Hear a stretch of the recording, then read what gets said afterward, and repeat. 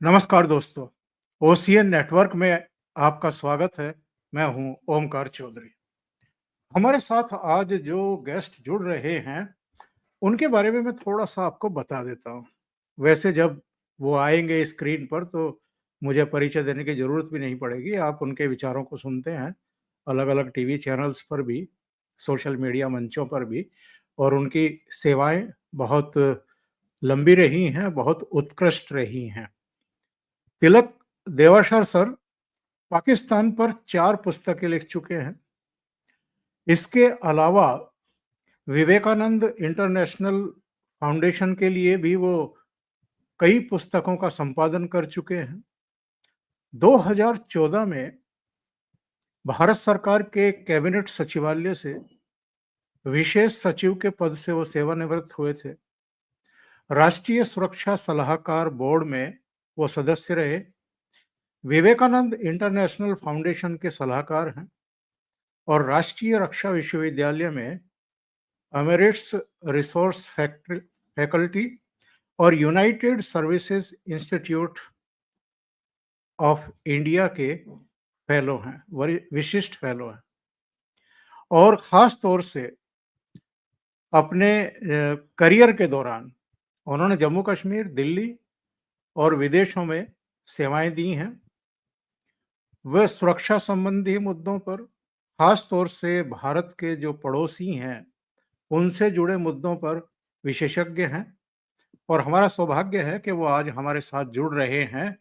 तो सीधे तिलक सर से जुड़ लेते हैं और आज अफ़गानिस्तान और पाकिस्तान में इस समय जो सड़कों पर हम देख रहे हैं, ये तहरीक-ए-लब्बैक पाकिस्तान का तांडव, ज़रा इस पर भी चर्चा करेंगे, लेकिन मेनली फ़ोकस करेंगे चर्चा को अफ़गानिस्तान पर, क्योंकि अफ़गानिस्तान के विदेश मंत्री इस समय नई दिल्ली में हैं। और एक घटना और हुई है, पाकिस्तानी मीडिया ने दावा किया है कि पाकिस्तानी वायुसेना ने काबुल में एयर स्ट्राइक की है। तो ये एयर स्ट्राइक क्यों की है और वो भी ऐसे समय जब अफ़गानिस्तान के विदेश मंत्री नई दिल्ली में हैं अपनी 7 दिन की भारत यात्रा के पड़ाव पर। तो सीधे जुड़ लेते हैं तिलक सर के साथ।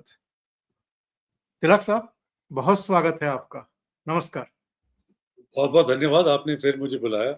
अच्छा लगता है आपसे बात करके। सर, ये अहोभाग्य है और जब-जब आप जुड़ते हैं तो बहुत कुछ दे कर के जाते हैं। आपके पास ज्ञान का भंडार है, अनुभव है। तो सर, सीधे हम आ जाते हैं चर्चा पर।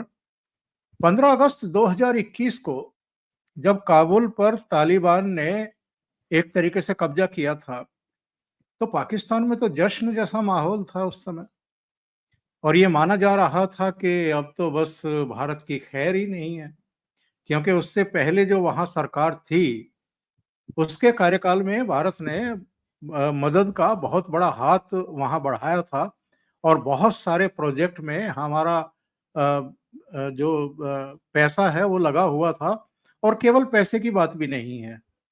अफ़गानिस्तान और भारत के रिलेशन जो हैं वो एक अलग लेवल पर ही काम करते रहे हैं हमेशा।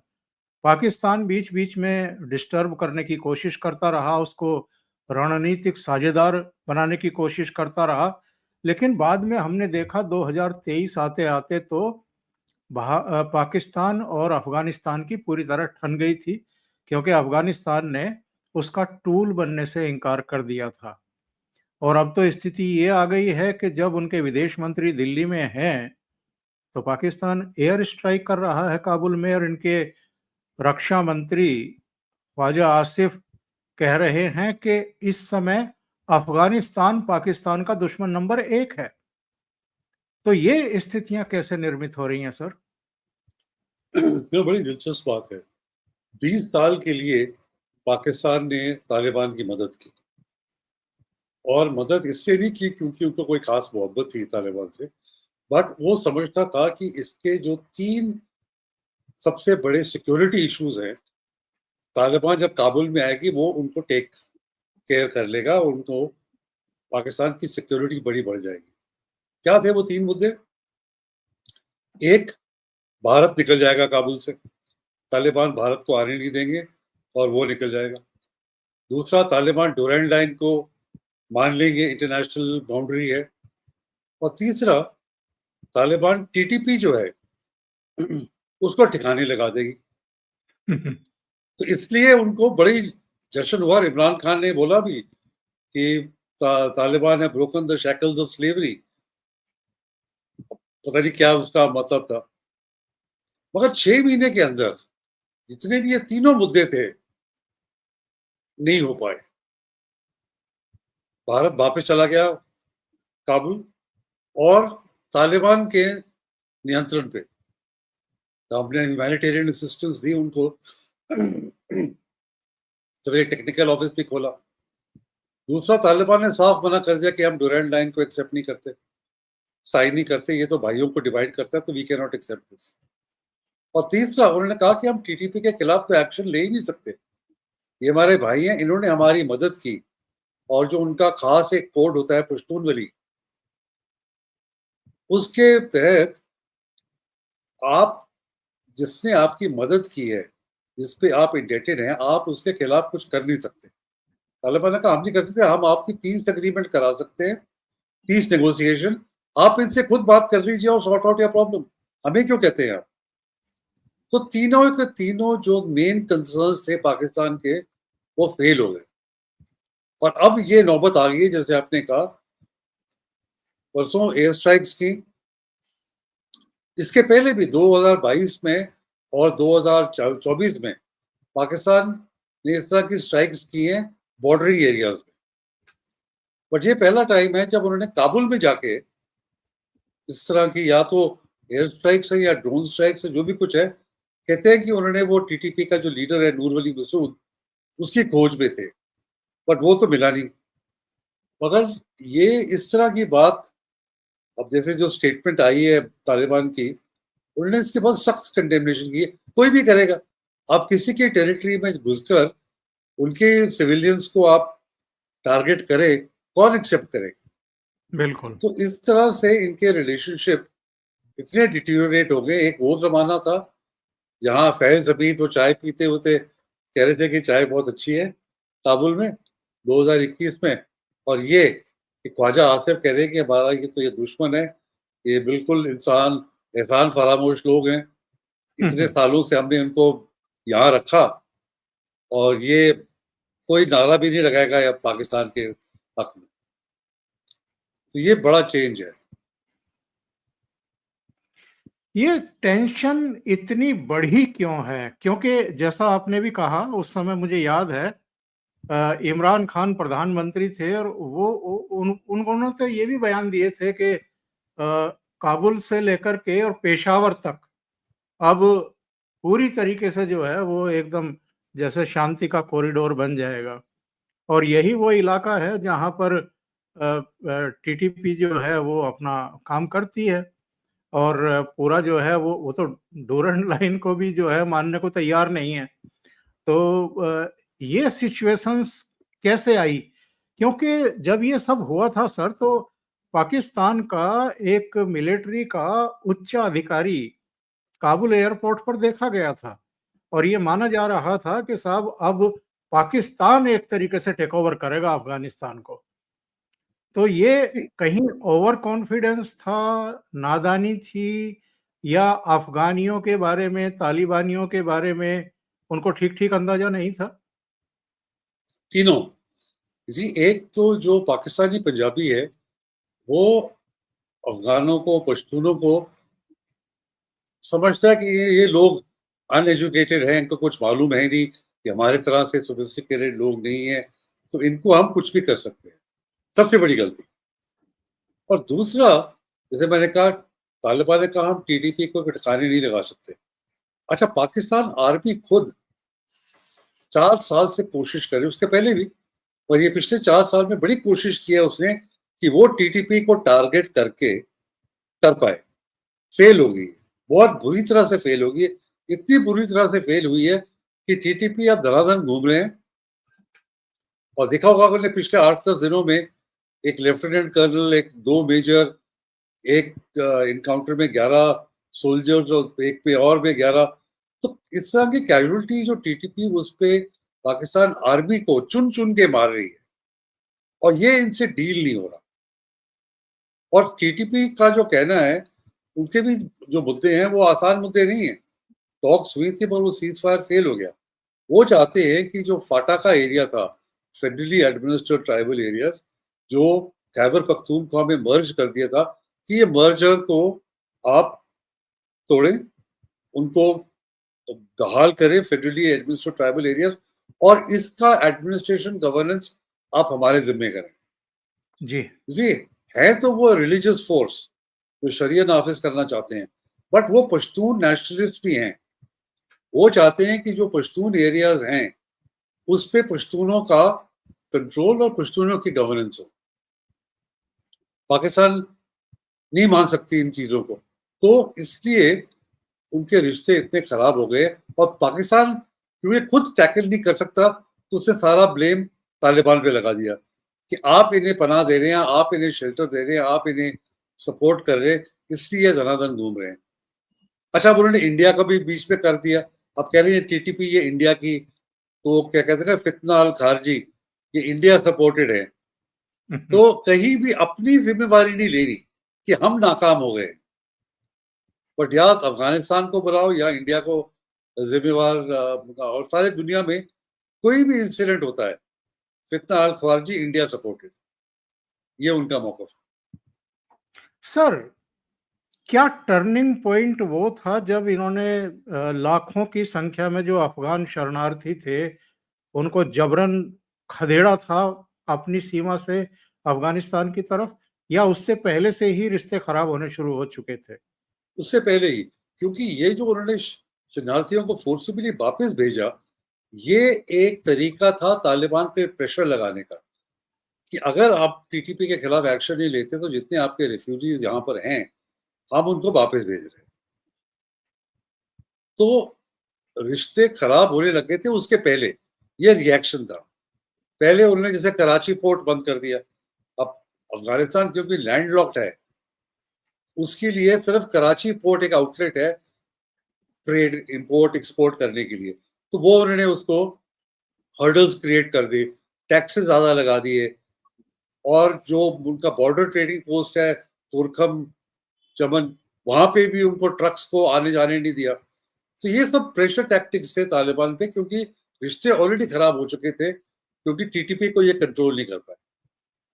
अच्छा, टीटीपी की एक जो अमेरिकन जब गए तो उन्होंने बहुत अपनी वेपनरी अफगानिस्तान में छोड़ दी थी, जी हाँ, और जी हाँ। क्योंकि टीटीपी ने तालिबान की सपोर्ट की थी, तो उनके हिस्से का जो था वाले गनीमत, जो उनके हिस्से का वेपन्स थे, अब उनके पास भी जितनी sophisticated arm weapons Pakistan army के पास हैं, तालिबान के पास उतने ही या उससे भी बेहतर हैं।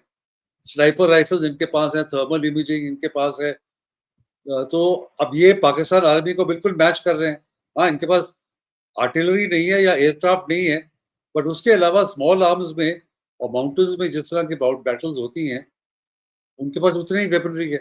तो इसलिए वो पाकिस्तान आर्मी को बहुत बहुत चोट पहुंचा रहे हैं। और और सर, कई एरियाज तो नो गो एरियाज हो गए, पाकिस्तान आर्मी वहां जा ही नहीं सकती। और ये जो शुक्रवार की सुबह एक तरीके से सॉइल पर ही अटैक किया गया है, किसी की आत्मा पर, किसी की गैरत पर आप अटैक करेंगे तो वो चुप तो बैठेगा नहीं। और पाकिस्तानी मीडिया में तो ये दावा भी किया गया कि जो टीटीपी का चीफ है नूर वली महमूद, उसको ख़त्म कर दिया गया है। हालांकि बाद में उसका ऑडियो एक सामने आया महमूद, और उसने कहा कि मैं तो महसूद हाँ, महसूद बोला, मैं तो ठीक ठाक हूँ, मेरी सेहत पर तो कोई फर्क नहीं पड़ा है। तो क्या तालिबान खामोश होकर के बैठेगा पाकिस्तान के इस अटैक के बाद? नहीं, मगर वो चुनकर, सही वक्त पे चुनकर अटैक करेगा। वो जल्दबाजी में अटैक नहीं करेगा। जो एक ग्रुप जो 20 साल से लड़ा है अमेरिका और नेटो से, दुनिया के सबसे बड़ी सुपर पावर, 20 साल लड़ा है, और 20 साल के बाद उसने उनको भगा दिया है। वो जल्दबाजी में कोई काम नहीं करेगा। उसी पश्तूनों में एक बड़ी फेमस कहावत है एक पश्तून ने अपना बदला लिया 100 साल के बाद जी। और कहा कि मैंने बहुत जल्दी ले लिया। तो पश्तूनों में ये जो बदले की आग होती है, ये सुलगती रहती है पुश्त दर पुश्त। तो पाकिस्तान को इसका भुगतान कभी ना कभी देना पड़ेगा। ये जो भी कर रहे हैं ना, वो समझते हैं कि हमारे पास एयरफोर्स है, हम कुछ भी जाके कर लेंगे। मगर इसका जो उनको खामियाजा जो भी कुछ है, वो देना पड़ेगा और तालिबान चुन-चुन के भी बदला लेंगे। सर, एक बात दर्शक समझना चाहेंगे, एक दौर था 1998 का, वो तालिबान अलग था, ये तालिबान अलग है और ऐसी स्थितियाँ जब एक विमान को अपहृत करके वहाँ ले जाया गया और भारत सरकार के हाथ बंधे हुए थे, उस समय तालिबान बिल्कुल भारत के साथ नहीं थे और एक बड़ी कीमत हमें चुकानी पड़ी और उसकी बदनामी अभी तक भी हम लोग झेल रहे हैं। लेकिन आज का तालिबान भारत पर भरोसा करता है, ये बदलाव कैसे हुआ है? उस टाइम जो तालिबान 1.0 था, वो बिल्कुल भी एक्सपीरियंस नहीं थे। उन्होंने कभी हुकूमत ही संभाली थी। वो जानते नहीं थे as they were totally dependent on Pakistan. जो पाकिस्तान कहता था ये करो, वो कर देते थे क्योंकि उनके पास खुद का तजुर्बा नहीं था, टेक्नीशियंस नहीं थे, लोग नहीं थे कि एडमिनिस्ट्रेशन किस तरह चलानी है। और पाकिस्तान का तो यही था कि भई हिंदुस्तान को मारो। तो जो डायरेक्शन पाकिस्तान ने दिए और उनका लैक ऑफ एक्सपीरियंस जो था, उसका फ़ायदा पाकिस्तान ने उठाया। अच्छा, 20 साल की लड़ाई के बाद इसमें तालिबान को बहुत एक्सपीरियंस मिल गया है। वो इतने अब मुल्कों के साथ उनके डायरेक्ट रिलेशंस हैं, उनके डिप्लोमैट्स दुनिया घूमते हैं, लोगों से बात करते हैं, उनको पता चल गया कि एडमिनिस्ट्रेशन क्या है, उनको पता चल गया कि फॉरेन पॉलिसी क्या है, किस तरह रिश्ते बनाने हैं, किस तरह रिश्ते मेंटेन करने हैं। तो ये एटीट्यूड उनका, मैं उनके इंटरनल पॉलिटिक्स के बारे में बात नहीं कर रहा, जो उनकी विचारधारा है, आइडियोलॉजिकल विचारधारा है, वो जो पहले थी वो तो अभी भी है। मगर जो इंटरनेशनल रिलेशनशिप्स हैं, फॉरेन पॉलिसी के मुद्दे हैं, गवर्नेंस के मुद्दे हैं, इन पे आप बहुत ज़्यादा उनके पास एक्सपीरियंस आ गया है और कॉन्फिडेंस आ गया। अब जिस तरह आपने देखा होगा टेलीविज़न पे, जिस तरह इनके फॉरेन मिनिस्टर अमीर खान मुत्ताकी बात कर रहे थे, जिस तरह वो क्वेश्चंस के जवाब दे रहे थे, शोज़ कॉन्फिडेंस, मैच्योरिटी कि अब ये they have come of age. So हाँ, वो आईसी 814 का एक उस टाइम का एक वक़्त था और आज का वक़्त है जब फॉरेन मिनिस्टर खुद चल के इंडिया आया हुआ है बातचीत करने के लिए, तो बहुत फ़र्क हो गया। और ये एक बात और दर्शाता है कि दुनिया में कोई चीज़ फिक्स्ड नहीं है। रिश्ते बदलते रहते हैं, फ्लूइड सिचुएशन रहती है और जो कामयाब मुल्क वो होते हैं, जो बदलती सिचुएशन में अपनी डिप्लोमेसी को कायम रख सकें। और कायम रखने के लिए सबसे बड़ी चीज़ होती है नेशनल इंटरेस्ट। आपका कोई परमानेंट दोस्त नहीं है, कोई परमानेंट दुश्मन नहीं है। सही बात। एक टाइम पे कौन समझ सकते थे कि तालिबान का फॉरेन मिनिस्टर खुद चल के हिंदुस्तान आएगा? तो यही है कि नेशनल इंटरेस्ट सबसे बड़ी बात होती है। कोई अब हमारे जो रिश्ते दूसरी जगहों लीडर्स के साथ भी जिस तरह से अब डेवलप हुए हैं, वो तो साफ ज़ाहिर है कि नेशनल इंटरेस्ट सबसे बड़ी बात है, कोई परमानेंट फ्रेंड्स नहीं है। तिलक सर, बहुत महत्वपूर्ण बिंदु पर आप आ गए। ये क्या वाशिंगटन को भी नई दिल्ली का एक संकेत और संदेश है? पाकिस्तान की तो सुलग गई है पूरी तरीके से। जैसे इनके बयान आए हैं, ये तो हमारा दुश्मन नंबर 1 है और गद्दार है, एहसान फरामोश है। हाँ, मतलब पाकिस्तान में कैसे-कैसे लोग बैठे हैं वो तो समझ में आ गया। एक तरफ ये हैं, बहुत जल्दी बौखला जाते हैं, बहुत जल्दी वोकल हो जाते हैं और दूसरों के कपड़े लत्ते उतारने को तैयार अपने भी। वॉशिंगटन अभी चुप है, लेकिन क्या नई दिल्ली ने वॉशिंगटन को भी एक संदेश और संकेत भेजा है? आई थिंक उनको भी संकेत मिलेगा कि जिस तरह से वो निकले थे अफ़गानिस्तान से 2021 में, 20 साल लड़ने के बाद पता नहीं कितने ट्रिलियन डॉलर्स वहाँ खर्चने के बाद Taliban back into power, Taliban को उन्होंने निकाला था तो तालिबान वापस आ गए। तो अमेरिका को ये जो उनकी जो ईगो, जो प्राइड है उनका, वो बुरी तरह से हर्ट हुआ। अच्छा, उसके बाद उन्होंने कहा कि हमें बगराम चाहिए। प्रेसिडेंट ट्रंप ने कहा मुझे बगराम चाहिए, हमने ऐसे ही उनको वापस दे दिया। वो तो सबसे दुनिया का सबसे बड़ा एयरबेस था। और इंडिया ने वो मॉस्को फॉर्मेट में एक बाकी सबके साथ मिलकर ये कहा कि रीजन के लिए अच्छा नहीं है कि बाहर से कोई आए और यहाँ पर मिलिट्री इस्टेब्लिशमेंट सेटअप करे।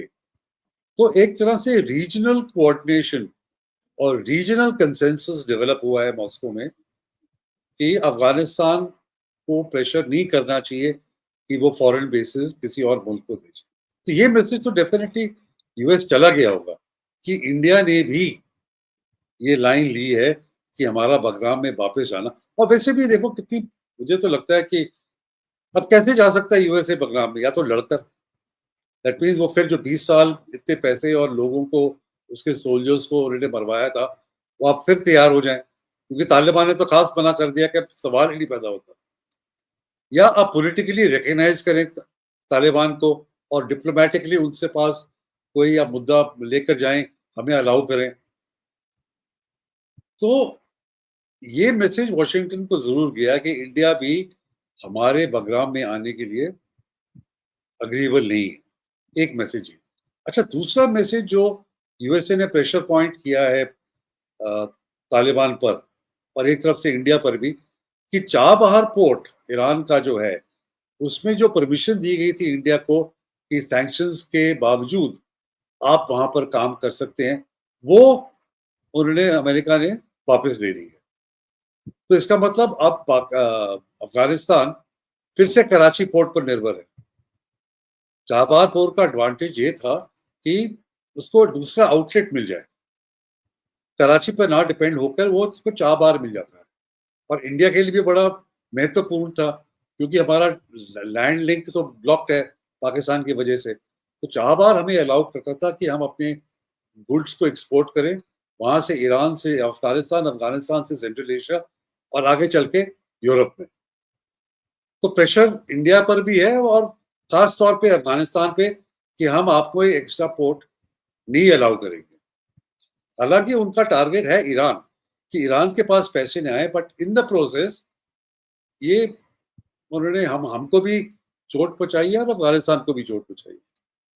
तो मेरे ख्याल ये सब करने के बाद अमेरिका तो ये तो एक्सपेक्ट करता होगा कि भी इंडिया भी कुछ ना कुछ रिएक्शन तो दिखाएगा ही।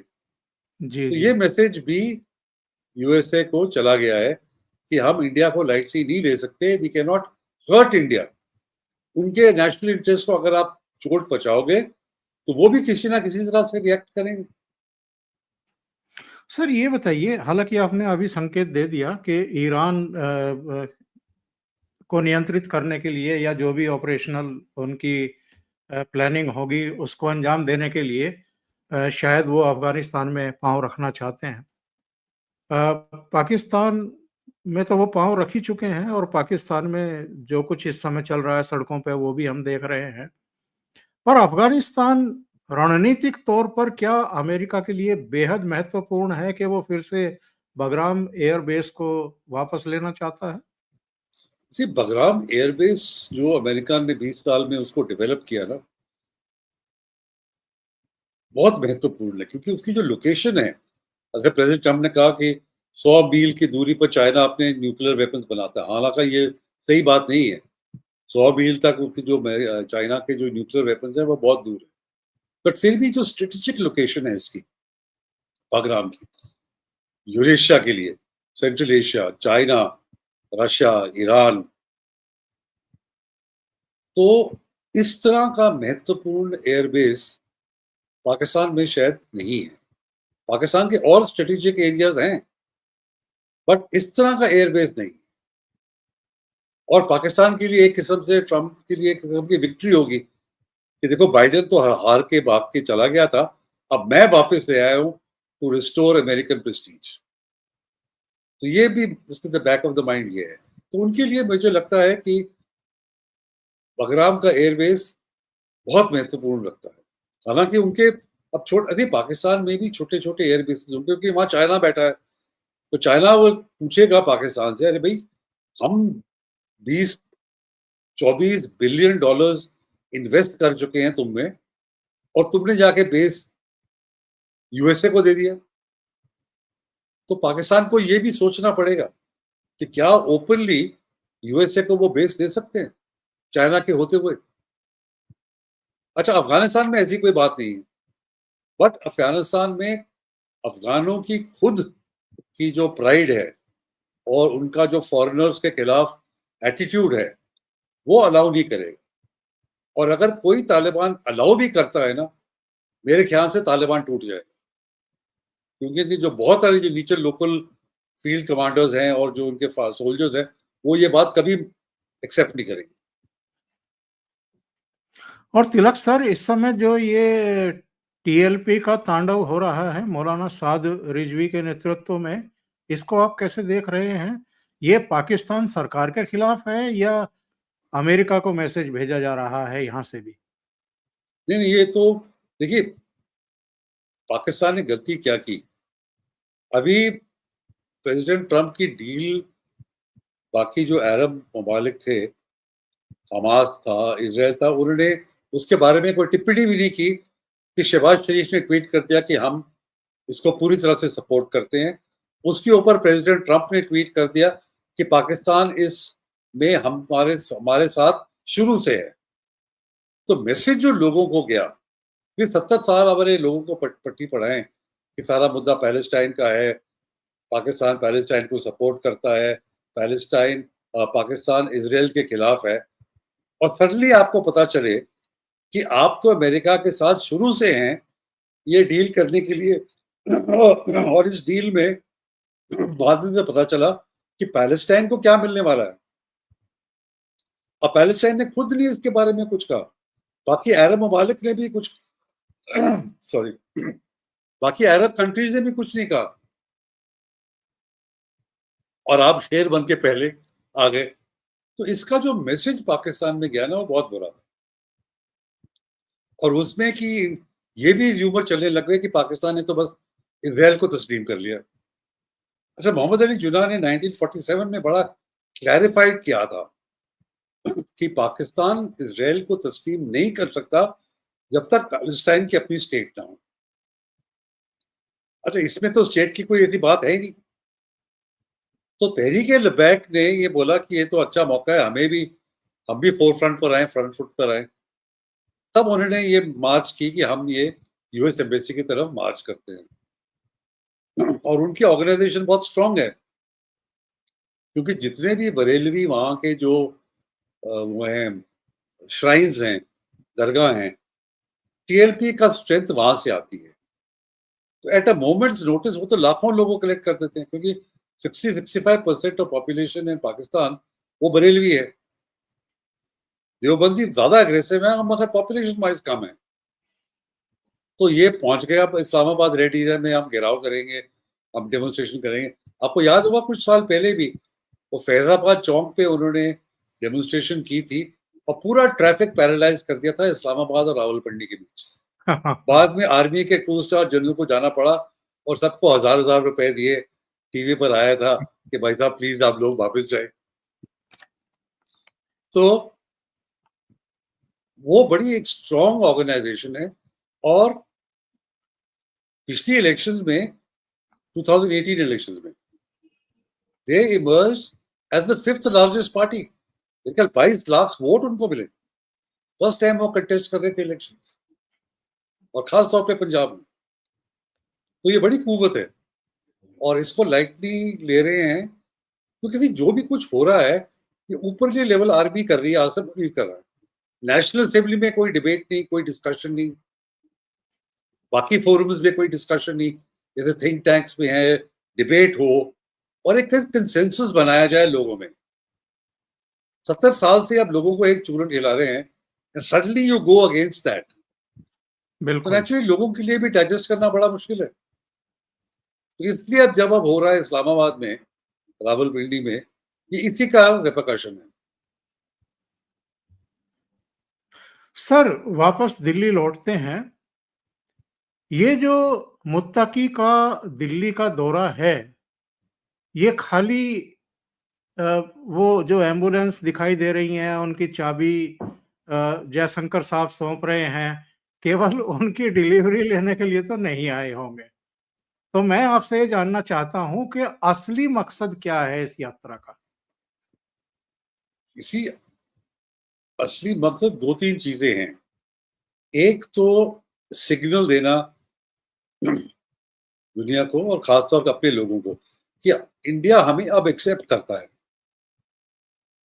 जैसे इंडिया और अफ़गानिस्तान के बहुत पुराने लिंक्स हैं, सिविलाइज़ेशनल लिंक्स हैं, पीपल टू पीपल कॉन्टैक्ट है और जितना पीपल टू पीपल में हमने इंडिया ने काम किया है, जब इस्लामिक रिपब्लिक था, $3 बिलियन की इंडिया ने इन्वेस्टमेंट की है। स्कूल्स हों, पार्लियामेंट बिल्डिंग हो, सलमा डैम हो, हॉस्पिटल्स हों, तो लोगों के मन में बहुत गुडविल है इंडिया के बारे में। उसको वो रिवाइव करने के लिए, क्योंकि जब तालिबान आए तो वीज़ाज़ का एक मुद्दा हुआ था। तो उसको रिवाइव करने के लिए, सिग्नल देने के लिए मुताक़ी साहब आए थे। दूसरा जयशंकर साहब ने एक बड़ी अच्छी बात कही during talks. He said we are contiguous. Contiguous का मतलब होता है 2 मुल्क जबकि बाउंड्री मिलती है, देन दे बिकम कंटिगुअस। तो जयशंकर साहब कह रहे थे ये बीच में जो गिलगित बाल्टिस्तान पीओके का इलाका आ गया है, अदरवाइज तो वी आर डायरेक्ट नेबर्स। तो उन्होंने तो डायरेक्ट ही कह दिया कि वी आर कंटिगुअस नेबर्स।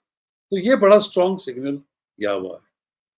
और तीसरी बात आई थिंक मुताक़ी साहब ने in his conversation would have उन्होंने बात की होगी कि जो डेवलपमेंटल असिस्टेंस जो पाकिस्तान जो इंडिया कर रहा था और जो प्रोजेक्ट्स जो छूट गए हैं उनको आप कंप्लीट कीजिए और प्रोजेक्ट्स आप शुरू कीजिए क्योंकि हमारी ज़रूरत है। फिर ट्रेड के बारे में उन्होंने ये बागा का जिक्र किया कि पाकिस्तान और इंडिया के बीच में जो प्रॉब्लम है उस पर अफगानिस्तान पिसा जा रहा है। पहले हमारे ट्रक्स आते थे, अब उसको रिजॉल्व करिए to help us in our corridors. हमारे ड्राई फ्रूट्स हैं, कई चीज़ें हैं जो हम भेजना चाहते हैं। तो मेरे ख्याल इन सब्सटैंटिव चीज़ों पर ट्रेड है, डेवलपमेंटल असिस्टेंस है, ह्यूमैनिटेरियन असिस्टेंस है और पीपल टू पीपल कॉन्टैक्ट है। फिर उन्होंने ये भी मेरे ख्याल मुद्दा रेज किया होगा कि उनकी जो एम्बेसी है इधर और जो काउंसलेट है हैदराबाद और मुंबई में, उन पे स्टाफ अब ज़्यादा अलाउ करें कि वो अपने काम कर सके। तो ये cautious step by step approach है और ये first political face to face meeting है 2021 के बाद। पहले ऑफिशियल लेवल पर हुई है बायलैटरल मीटिंग, जैसे फॉरेन सेक्रेटरी मिले थे मुत्तकी को दुबई में, जयशंकर साहब की टेलीफोन पे बात हुई है, बट फेस टू फेस ये फर्स्ट मीटिंग है। सो आई जी, थिंक दिस जी। Is very important. और फिर then he is going around वो देवबंद गए हैं। देवबंद उनका एक आल्मा माटर है क्योंकि वहां भी सारे देवबंदी हैं और यहीं से पढ़े, यहीं का सिलेबस है, तो बहुत मान रखते हैं दारुल उलूम देवबंद को। तो आई थिंक सब रिस्पेक्ट से बड़ा इंपॉर्टेंट विजिट है। सर, एक एक मैं ये भी जानना चाहता हूँ कि क्या अघोषित रूप से हमने तालिबान सरकार को मान्यता दे दी है? देखिए, मान्यता देना डिप्लोमेसी, इंटरनेशनल डिप्लोमेसी में एक स्पेसिफिक स्टेप होता है। वो मान्यता आज के दिन तारीख में सिर्फ रशिया ने दी है। सिर्फ रशिया ने रिकॉग्नाइज किया और उन्हें अपने एम्बेसडर्स एक्सचेंज किए हैं। बाकी कंट्रीज इंगेजमेंट कर रहे हैं short of recognition. So practical तौर पे जो अपने अपने नेशनल इंटरेस्ट हैं, सब लोग उसको गार्ड कर रहे हैं by posting invoice there who are practically engaging to them on issues of daily concern. तो मान्यता होगी वो मेरे ख्याल इंडिया, जब इंटरनेशनल कम्युनिटी ये फैसला करेगी कि हाँ अब तालिबान को मान्यता दे सकते हैं, इंडिया अपने आप से नहीं करेगी। आम तौर पर होता ये है कि किसी देश का विदेश मंत्री आता है तो वो प्राइम मिनिस्टर से भी मिलने की कोशिश करता है। अभी एहतियात बरता गया है केवल विदेश मंत्री लेवल की ही टॉक्स हुई हैं, बातचीत हुई हैं? इसका मुझे ज्ञान नहीं है, क्योंकि अभी तो वो 19 तारीख तक है मेरे ख्याल, काफ़ी देर तक है वो। 7 दिन की यात्रा पर हैं। जी। 7 दिन की यात्रा है। हू नोज़? अब कुछ कह नहीं सकते। अभी कोई प्रोग्राम तो है ही नहीं ऐसे कि लोग हो भी सकता है, नहीं भी हो सकता है। इज़ वेट एंड वॉच है। जी, जी। तिलक सर, बहुत-बहुत धन्यवाद आपका जुड़ने के लिए और बहुत महत्वपूर्ण मुद्दे पर और बिंदुओं पर चर्चा करने के लिए। Thank you sir, thank you so much. Thank you very much Omkar ji. As I mentioned, नमस्कार। आपसे बात करके बहुत अच्छा लगता है। Thank you sir, thank you very much. Okay.